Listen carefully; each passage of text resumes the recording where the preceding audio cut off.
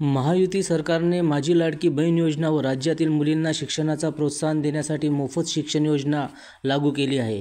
हे दोन्ही निर्णय महिला सबलीकरणासाठी महत्त्वाचे आहे, असे भाजपाच्या प्रदेश कार्यकारिणी सदस्या निवेदिताताई चौधरी तिवसा येथे महायुती सरकारच्या मुली व महिलांशी संबंधित लोकप्रिय योजनेची माहिती देण्यासाठी आयोजित पत्रकार परिषदेत माहिती देताना म्हणाल्या. मुख्यमंत्री माझी लाडकी बहीण योजनेतील पात्र महिलांना महिन्याला 1,500 रुपये म्हणजेच वर्षाला 18,000 रुपये राज्य सरकार देणार आहे. योजनेसाठी नावनोंदणी, अर्ज करणे आदी कामासाठी होणारी गर्दी लक्षात घेऊन अर्ज करण्याची मुदत 31 ऑगस्ट 2024 पर्यंत वाढविण्यात आली.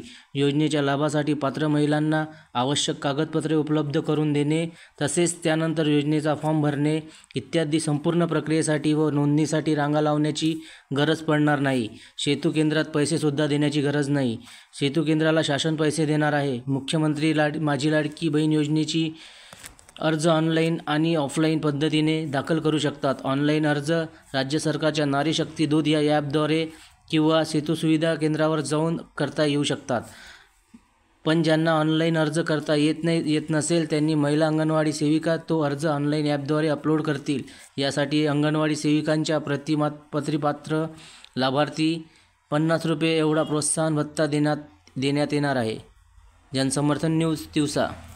दादा पवार साहेब सगळेजण त्यांचं काम करत आहे आणि इतक्या महत्वाकांक्षी जे 75 वर्षात नाही झालं त्या योजना सगळ्या राबवल्या जाऊ द्या. असं एकही नाही की कुठल्या क्षेत्रात आपण सुटू. आता कसं आहे, सेशन GR निघणं तशा सूचना आल्या आपल्या तालुक्यात अशी लक्ष देते आणि सगळ्या गोष्टी विचारत नाही, काळजी नाही, सगळंच करत नाही. मोफत वीज भेटली, मोफत वीज भेटलेली आहे. तुम्हाला सांगते मोफत वीज तालुक्याला कोणी दिलं नाही. मोफत वीज भेटलेली आहे. शेतकऱ्यांना कोणीच पंपाचं बिल भरून राहिलं